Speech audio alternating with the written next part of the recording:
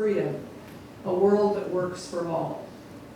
And my talk this morning in following that theme is freedom from fear. Now, yeah, I know I'm going to speak about our dear friend fear here, and we know what that stands for, right? We know what fear stands for? Aha, gotcha. It stands for feeling everything's awful real. Fool ya. You thought I would say false evidence appearing real. That's what we like to say. And that may be a more accurate description, but too often in the moment, we really do feel that everything's awful real. Our founder of religious science, Ernest Holmes, mentioned in his book, Power for Good, if we allow fear to implant contradictory pictures in our thoughts, we allow them parking spaces in our mind. And I thought that was a very interesting quote, parking spaces in our mind. So it prompted me to think about that. How much of our mental parking space, our parking lot in our minds, how much of that space is filled with spaces labeled reserved for fear, park here? And did we gather those spaces along the way, or did we inherit some of them? Are we so overpowered by our fearful thoughts that we even offer valet parking? Now, I don't know about you, but I think valet parking is a wonderful luxury. When I go someplace, if I'm traveling, if I'm attending something, I think, wow, this is great. All we have to do is to get out of the car, let somebody else take it away, do the parking for us, and we can shift the responsibility and the care and keeping of our fearful thought to someone else. So when we call valet parking for our fearful thoughts, we're just shifting that responsibility for our fearful thoughts to someone else. Maybe that space is just waiting for somebody else to use it, not us. That reminds me of an experience that my friend Wayne had. He was coming back from a business trip, and he was dragging his luggage, and he was dog-tired, and he couldn't find his car, and he was walking along, and he really didn't pay a lot of attention. And all of a sudden, there was this big black car that pulled up next to him, rolled down the window, and said, "Get in." Well, Wayne's a pretty sturdy guy, and he was a little bit intimidated by that experience. So he said, no, I'm good. I'm getting in my car. And the window rolled down further, and the guy said, "Get in." So now Wayne's looking all over, hoping that there's somewhere a security guard in the parking lot. He can't find anybody. He's just about to hit into a dead run as much as he can with his bags and his fatigue. And the guy pulls over, throws open the door, and he said, no. He said, please, just get in. I've been driving up and down for 2 hours, and I really want your parking space. Well, it's a scary story with a happy ending. And we might all do well to give away our reserved fearful thought parking spaces. The real problem with parking fearful thoughts is that they never really go anywhere. That's right, that's why it's called parked. Dr. Holmes said contradictory thoughts in that quote that I mentioned. Now, the truth of being is that we are whole, complete, and perfect. So fearful thoughts oppose that truth, right? And when we are in fear, we can't really feel whole because we're feeling separated from the truth. So we first have to be in wholeness with ourselves. And the fearful thoughts that create the illusion of separation, the illusion of things not being okay, the illusion of things being awful real, can cause a shift in our perception that makes it seem even more truthful, that what the condition is what we're really experiencing and what's really real. And we live our lives based on fear till we realize the truth of our being. But there's a lot of fearful thoughts in the world. A lot of fearful thoughts floating around. And I was reminded this morning of that very thing when I saw on the news.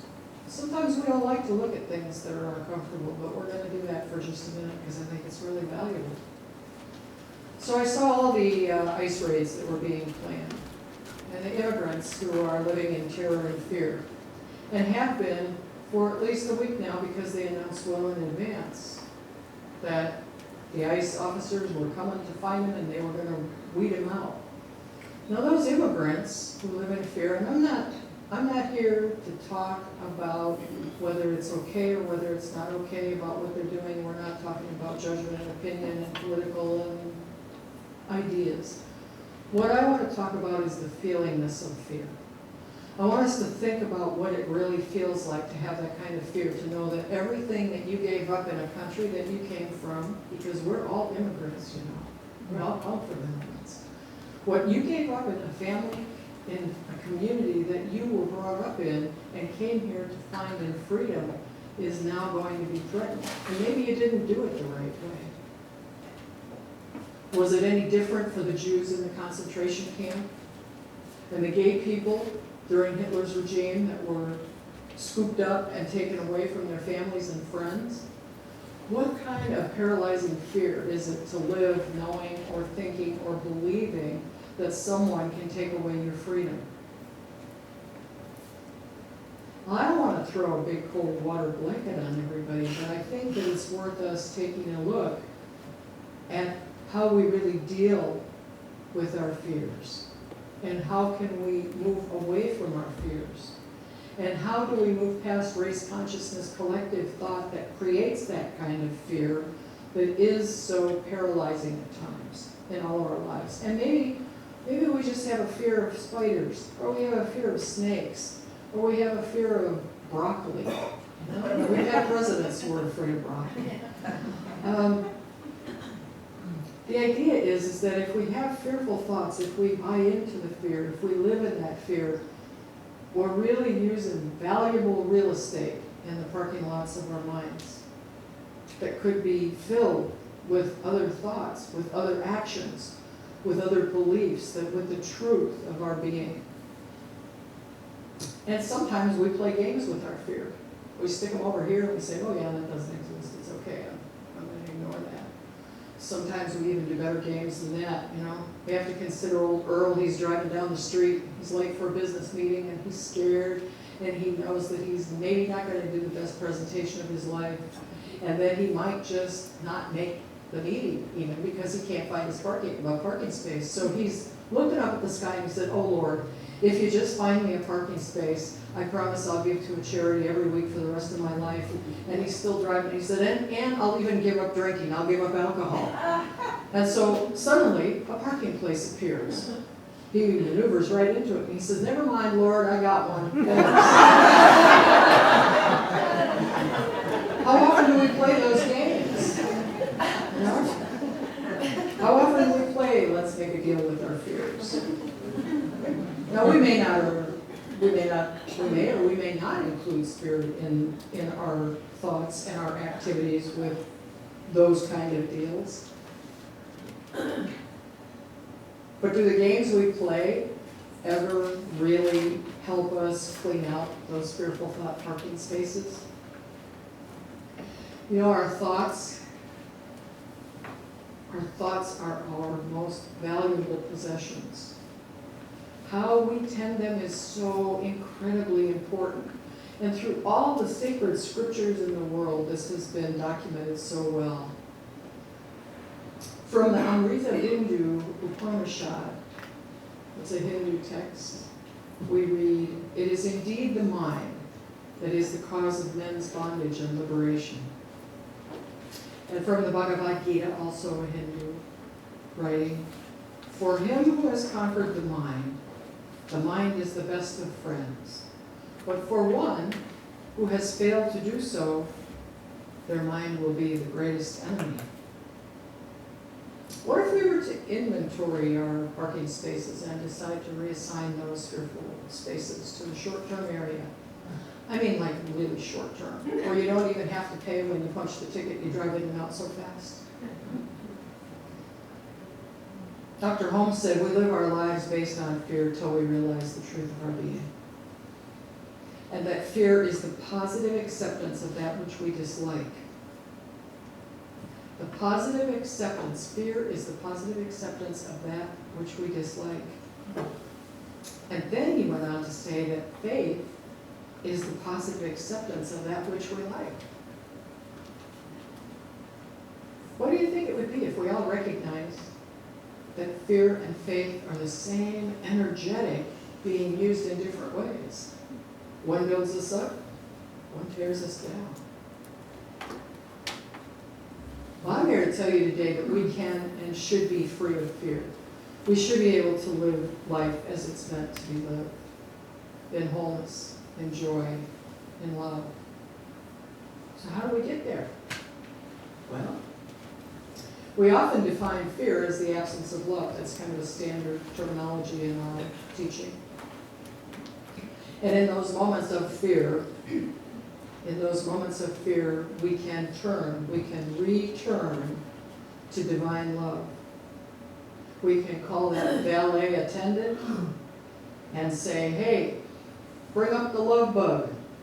I want to see that one out of the space. Now, do you remember Herbie? Herbie the love bug? Okay.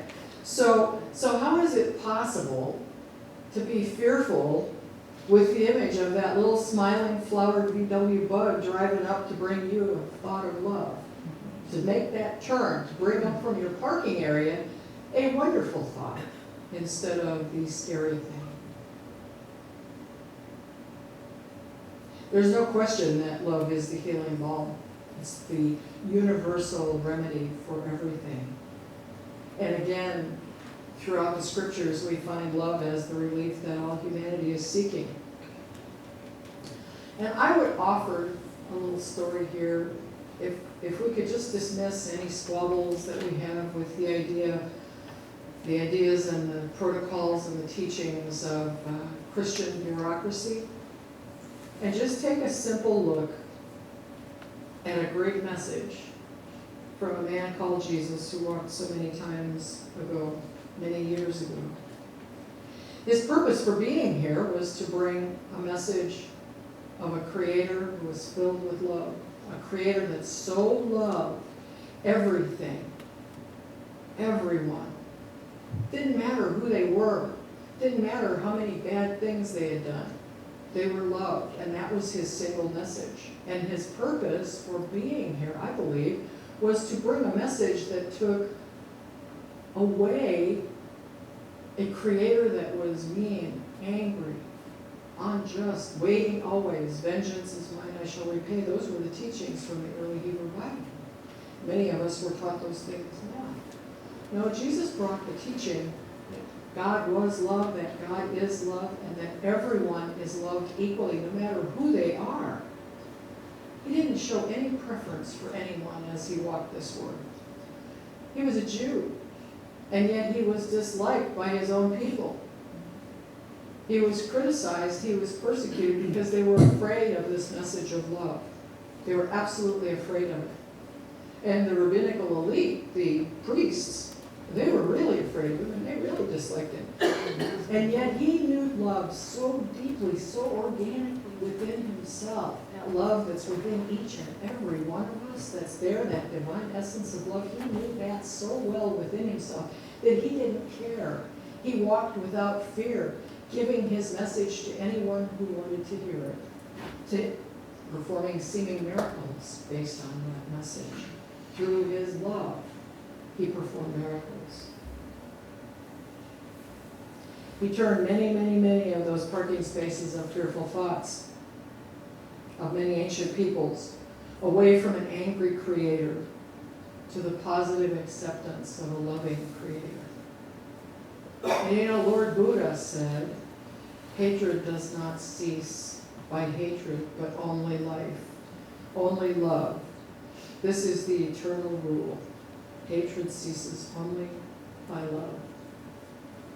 And an interesting fact is that the Charter of the United Nations includes the 4 freedoms that are the rights of every living being. And the 4th is freedom from fear. Anywhere in the world. Anywhere in the world is the right for the freedom from fear. It's our divine right to rise above fear, and every fear can become a faith as we confront it, transcend it, and transform it. Divine flow releases fear, and the infinite divine flow of perfect love that's available to each and every one of us, wow, that's got the power to absolutely transform every parking space into ease and a joy for living life to the fullest. And every one of us is the recipient of that. There isn't anything special we have to do but open to it. So don't you think it's about time to call the Universal Tow Truck? Get them to come out, and you know those vehicles come in every make and model known to mankind. And what if we thought of fear as forgetting everything is all right? Just forgetting everything's all right. That's what fear is. We forget everything's all right. Because really, truly it is. It's as all right as we see it lately. So isn't it time to reclaim those valuable premium parking spaces for thoughts that are creative and alive with possibility and invigorated with divine love and wisdom and intelligence? Isn't it time? Aren't you tired of having all of your parking spaces occupied with other stuff? What do you say we just renovate our mental parking lots? And we create lots, we create long-term parking lots filled with the thoughts of peace, thoughts of joy, thoughts of harmony, thoughts of awe, thoughts of infinite possibilities. We live in a creative environment filled with infinite possibilities. I loved it when Bucky referenced in that quote, do you think God quit making stuff 1 billion years ago? No, I don't think so. That creative energy is within each of us, and to the extent that we step away from our fears, we have to look at them. We have to uncover them, and we have to be strong enough to say, I don't know that that's really true for me anymore. Is this fear really true for me anymore? Don't be a slave to your fears. Don't be a slave to your fears. We can talk about slavery existing forever and ever and ever through the history of all humanity, but we don't have to live that way. We can live in our truth. And nothing can overcome fear like faith and perfect love. So I invite all of us to call the Universal Tow Truck when we have those fearful thoughts. They have been parked in a long-term parking area too long. And that tow truck is available in so many ways. We have inspirational reading. You know, Dr. Holmes wrote volumes of books on so many subjects, on so many aspects of his teaching that we enjoy. One of the greatest books that I really truly enjoy, and one that worked to make the biggest difference in my life, is How to Change Your Life. It's just a small book, How to Change Your Life. It is a wonderful book on how to clean up your parking lot. I guarantee it. If you don't like reading, you can get them on audio and listen to them. And if you're not really into the whole book idea, there's music, there's classes of all sorts of things. There's meditation, there's contemplation, there's visualization. And those may be enough to clear up some of those parking spaces. But then we might find that we've got some of these old rusted vehicles that have been sitting around in there that we can't get them to move. Even the tow truck isn't working, and we have to get a bigger tow truck with bigger chains. And by golly, that's where affirmative prayer comes in. That's when we return to the truth of what we know about our ability to transform any situation. And if we can't see a condition clearly, and we can't know our own truth, that's why we have practitioners. And the practitioners are just waiting. We wait to serve you, to help you move through, look up those fears, hold them up in the light, and know the truth of your being, regardless of the condition that exists in your life or in the world. We're all available to you. The senior minister here is available to you. Use your resources. Use your resources. Here they are. Whatever they may be. So let's just make room. Let's just make room for all the good, the inspirational and the creative thoughts. Let's welcome the good and open your hearts. Let's open all of our hearts right now, right here, to the idea that life is meant to be lived and to be enjoyed to the fullest. That you, I, everyone in the world around the globe deserves to live in peace, harmony, love, and joy. Every being. And you know, I'm reminded of a quote by the French scientist Voltaire. He said, God gave us the gift of life. It is up to us to give ourselves the gift of living well. And only each of us can give ourselves the gift of living well. So I want to leave you with this thought from Christian Larson. Now, Christian Larson was an ingenious metaphysician in the old days. He was one of the predecessors of New Thought. He wrote tons of stuff about New Thought. And in fact, he's credited by Horatio Dresser, who is a great-great-grandson of somebody else in New Thought. He did a lot of historical stuff about being the founder of the New Thought movement, Christian Larson, rather. But the talk about Horatio Dresser and all that is for another day. So I just want to share with you that Christian wrote the Optimist's Creed. Now you can go online and look at it and see the whole thing. But the Optimist Creed starts with this statement. Promise yourself to be so strong that nothing can disturb your peace of mind. Let's say that together. I promise myself to be so strong that nothing can disturb my peace of mind. Let's do it again. I promise myself to be so strong that nothing can disturb my peace of mind. How does that feel? How does that feel? Do you feel the difference to move from the constriction of fear into that promise of being free? Nothing can disturb your peace of mind. It's clear. Your parking spaces are open and clear. And you can have valet parking for all the good thoughts. You can have valet parking for all of the creative thoughts, for all the thoughts of love and joy and wisdom and harmony. And as you make that promise, to yourself, live in faith, trust, and love, and know that you are fully supported by, through, and in the love of Spirit, in which no fear can exist. Thank you.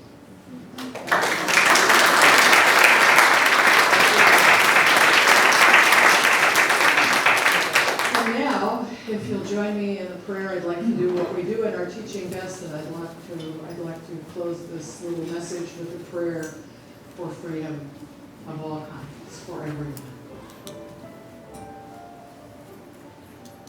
So just bringing ourselves to center in the presence of the divine and calling to mind that one love, that one infinite power, that one that created everything that we see in the seen and the unseen.